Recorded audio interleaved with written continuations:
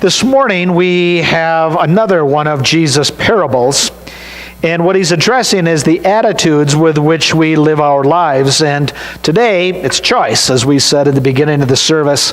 Is it going to be envy, or is it going to be a deep gratitude? Our scripture comes to us from Matthew 20, beginning with the first 16 verses. Can be found on page 1533 of the Bibles you'll find on your chairs.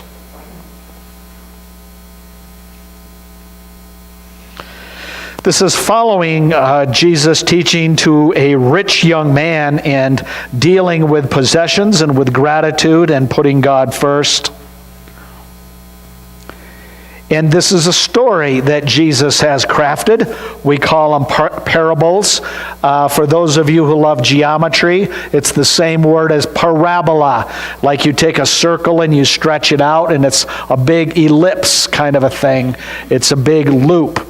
And what Jesus is doing with his disciples is he's taking a very powerful teaching and he's talking to them and he's kind of tossing it on the ground beside them.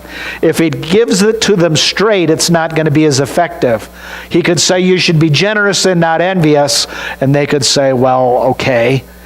But instead, he throws this, frankly, kind of an annoying story on the ground, and we can see how they begin to engage. For the kingdom of heaven is like a landowner who went out early in the morning to hire men to work in his vineyard. He agreed to pay them a denarius for the day and sent them into his vineyard.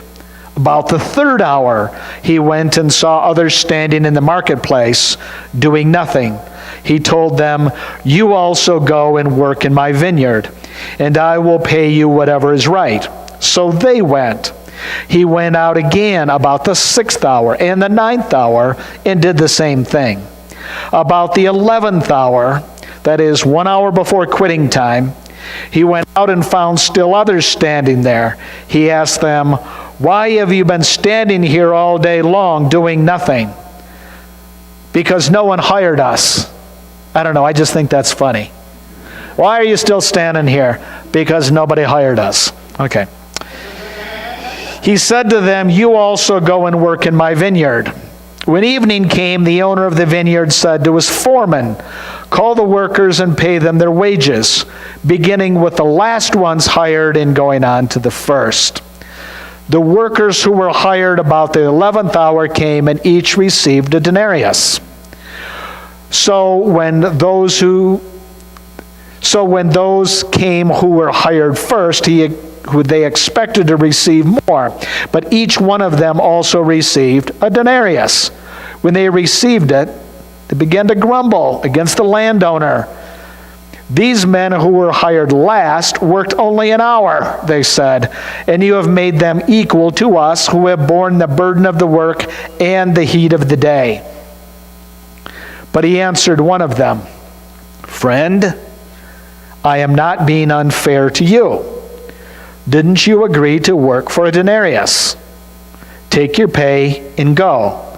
I want to give the man who was hired last the same as I gave you." 2 questions. Don't I have the right to do what I want with my own money? Or are you envious because I am generous? So the last will be first, and the first will be last. And all the workers said, "It's not fair." C.K. Lewis is a comedian.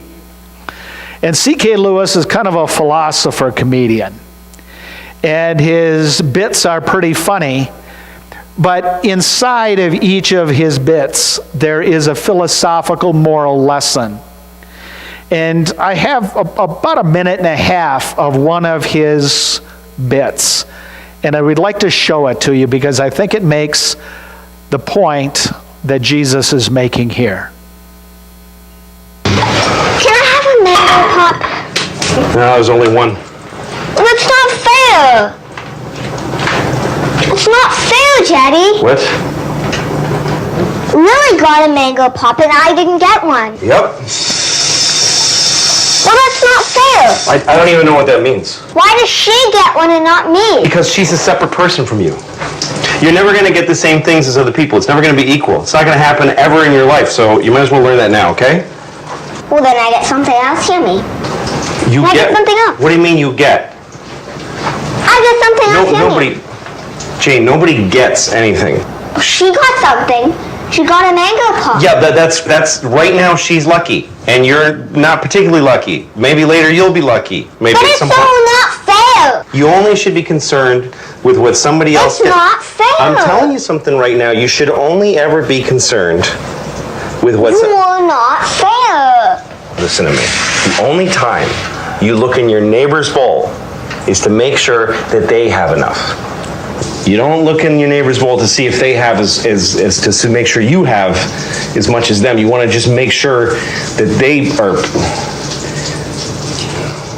If Can I just have some calcium yes, you chocolate? can have a calcium chocolate. Make sure your sister gets one too. Thank you, Daddy. Yeah, you're welcome.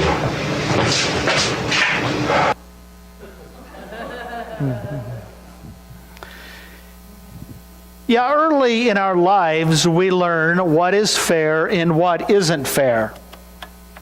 If you could follow all that, but there's only one mango pop, and she gets it, and I like to be a better person. her sister gets it, and she does not. I would. I like to be. We're just going to show videos all morning. Thank you, Keith. And then he had that line in there. The only time you look into another person's bowl is to see whether they have enough. Well, can I have a calcium chocolate? Yes, you can. And then what wasn't on the end of that is he says, and make sure you give one to your sister. See, I think that's funny too. So there we are. That's our lives, isn't it? We learn at a very young age what is fair and what isn't fair. And we learn about gratitude and we learn about envy. And really what it comes down to when we're talking about envy is it isn't what we have, it's what another person has that we don't have. That changes everything. C.K. Lewis talks about being on airplanes. And he actually wrote a book that says, everything's great and nobody's happy. And the point is that we can live that life where everything is great, and he says, we're flying across the world, the country, we're going to cross the United States in an hour and a half. It's air conditioned, we're comfortable, and yet you look around and nobody's really happy. My seat is too small. They won't give me free drinks anymore. There's a child tapping the back of my seat. Where's my blanket? Where's my pillow? And he said it's an interesting thing, and the paradigm of life can be on an airliner where everything's great. We are flying through the air, and nobody's happy. This morning, Jesus gives us this parable, and it's pretty straightforward. Here is this vineyard owner, and he needs to get the grapes out of the vineyard quickly. So he starts hiring people. 6 o'clock in the morning, he sees a group of people and he hires them, and he says, I'm going to give you a denarius if you will go out and work. And so they agree to work for that day. And then he goes out at 9 o'clock, and he finds some in the marketplace, and he says, you go work in my vineyard, and I will pay you whatever is right. And so they go. And back out at 12 o'clock, and sends a group out, back out at 3 o'clock, sends another group out, goes out at 5 o'clock. They're working from 6 in the morning to 6 at night was the usual day. A denarius was the usual day's pay. And so he goes out and finds this last group at 5 o'clock and says, how about working? And these guys are going, sure, anybody can work for an hour. So they go out in the field. And then Jesus takes the story and he flips it on its head, does he not? It would have been okay if he goes to those that were hired at 6 a.m. and gives them a denarius and they leave. They would have been perfectly happy.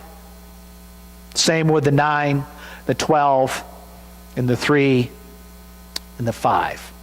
Everybody would have been happy.